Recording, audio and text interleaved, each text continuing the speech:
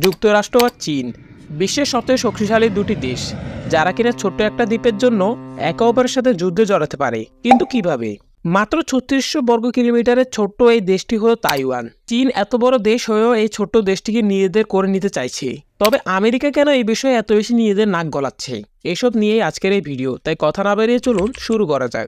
তাইওয়ানের জন্য এবার সর্বাত্মক যুদ্ধের হুমকি দিল চীন। সিঙ্গাপুরে মার্কিন প্রতিরক্ষামন্ত্রী লয়েড অস্টিনের সাথে বৈঠকে এই হুঁশিয়ারি দেন চীনা প্রতিরক্ষামন্ত্রী ওয়েই ফেংহে। সতর্কতা জানিয়ে বলেন, কোনো শক্তি তাইওয়ানকে চীন থেকে বিভক্ত করার সাহস দেখালে চীনা বাহিনী যুদ্ধে জড়াতে দ্বিধা করবে না। চীনের সামরিক মহড়ার পর এবার মহড়া চালালো তাইওয়ানের জরুরি বিভাগ। বৃহস্পতিবার তাইপে নিয়ন্ত্রিত চীন উপকূলের নিকটবর্তী মাতসু দ্বীপপুঞ্জে ছিল এই প্রশিক্ষণের সময় প্রয়োজনীয় সরঞ্জাম নিয়ে পরিস্থিতি মোকাবেলার অনুশীলন করে জরুরি বিভাগের কর্মীরা। তাইওয়ান চীনের অংশ ছিল, চীনেরই অংশ থাকবে। ভূখণ্ডটিকে নিয়ন্ত্রণে প্রয়োজনে সামরিক হস্তক্ষেপেরও অধিকার আছে বেইজিংয়ের। ক্ষমতাসীন দলের জাতীয় কংগ্রেসে এমন হুঁশিয়ারি দিলেন চীনা প্রেসিডেন্ট শি জিনপিং। ইতিহাসে তাইওয়ান একটি স্বাধীন রাষ্ট্র ছিল, তবে একসময় এদের ডাচরাও শাসন করে। তাইওয়ান যখন চায়নার অংশ ছিল, তখন চীন জাপান যুদ্ধের পর এই দ্বীপের দখল নেয় জাপান। এরপর শুরু হয় দ্বিতীয় বিশ্বযুদ্ধ। দ্বিতীয় বিশ্বযুদ্ধের সময় চায়নায় গৃহযুদ্ধ চলছিল, যেখানে এক পাশে ছিল ন্যাশনালিস্ট আর অন্য পাশে ছিল কমিউনিস্ট। কিন্তু জাপানের সাথে তখন চায়নার যুদ্ধ লেগে থাকায় কমিউনিস্ট আর ন্যাশনালিস্ট দল সাময়িক সময়ের জন্য নিজেদের মধ্যে যুদ্ধ বন্ধ করে দেয়। এরপর জাপানে পারমাণবিক হামলা হয় এবং জাপান হেরে যায়। ফলে তাইওয়ান আবার চায়নার হাতে চলে আসে। তখন চায়নার ক্ষমতায় ছিল ন্যাশনালিস্ট পার্টির সরকার, কিন্তু খুব অল্প সময় কমিউনিস্ট পার্টি পুরো চায়নার দখল করে নেয় এবং ন্যাশনালিস্ট পার্টির নেতারা তাইওয়ানে পালিয়ে যায়। তারা সেখান থেকে নিজেদের চায়না সরকার বলে ঘোষণা দেয় এবং রিপাবলিক অফ চায়না নামে একটি সরকার গঠন করে। এভাবে ১৯৮০ সাল পর্যন্ত এই দুই দেশ সরাসরি যুদ্ধে না জড়ালেও তাদের মধ্যে সম্পর্ক ছিল খুবই খারাপ।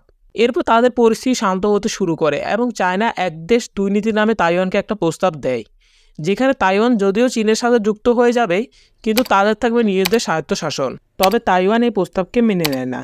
২০০৪ সালে তাইওয়ান নিজেদের আলাদা রাষ্ট্র হিসেবে বিশ্বের কাছে ঘোষণা দেয়। কিন্তু বর্তমানে অনেক দেশ এখনও চায়নার কারণে তাইওয়ানের সাথে কূটনৈতিক সম্পর্কে জড়াতে পারেনি। বিগত কিছু সময় ধরে তাইওয়ান আর চায়নার মধ্যে খুবই বাজে অবস্থা তৈরি হয়েছে। যে কোনো সময়ে চায়না তাইওয়ান আক্রমণ করতে পারে, আর তা যদি হয় তাহলে এবার এগিয়ে আসবে যুক্তরাষ্ট্র। যুক্তরাষ্ট্র আর চায়না বরাবরই একে অপরের অন্যতম বড় শত্রু। চায়না যুক্তরাষ্ট্রকে এই ক্ষেত্রে কঠোর হুমকি দেয় এবং তাদের এই কাজকে আগুন নিয়ে খেলার সাথে তুলনা করে। যুক্তরাষ্ট্রের মতো পরাশক্তিকে চায়নার মতো আরেক পরাশক্তি এভাবে হুমকি দেওয়াটা কিন্তু খুবই গুরুতর ব্যাপার। তবে ঠিক কী কারণে যুক্তরাষ্ট্র চীন তাইওয়ান ঝামেলায় নিজেদের জড়িয়ে নিচ্ছে? যুক্তরাষ্ট্র তো এরকম সমস্যায় নিজেদের জড়ায় না যতক্ষণ না পর্যন্ত তাদের নিজেদের কোনো স্বার্থের ব্যাপার আছে। আর এইখানেও যুক্তরাষ্ট্র নিজেদের লাভের জন্যই এমনটা করছে। কিন্তু কিভাবে?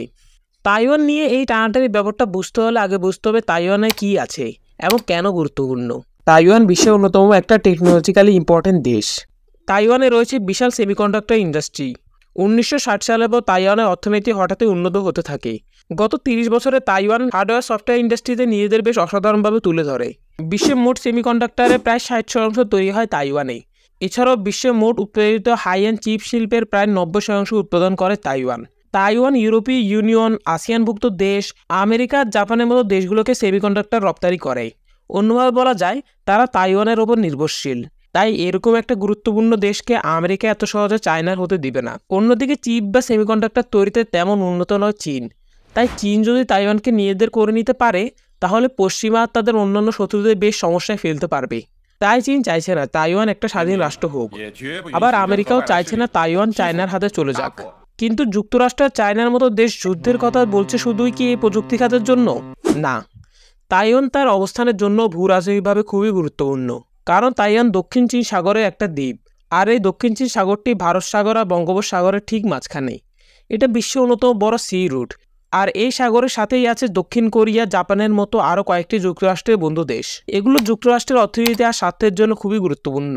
তাই দক্ষিণ চীন সাগরের যুক্তরাষ্ট্র আর চায়না উভয় নিজেদের ক্ষমতা বাড়াতে মরিয়া। ফলে তাইওয়ান আমেরিকা চীনের জন্য এত বেশি গুরুত্বপূর্ণ হয়ে উঠেছে যে তারা এর জন্য নিজেদের মধ্যে যুদ্ধ করতেও প্রস্তুত।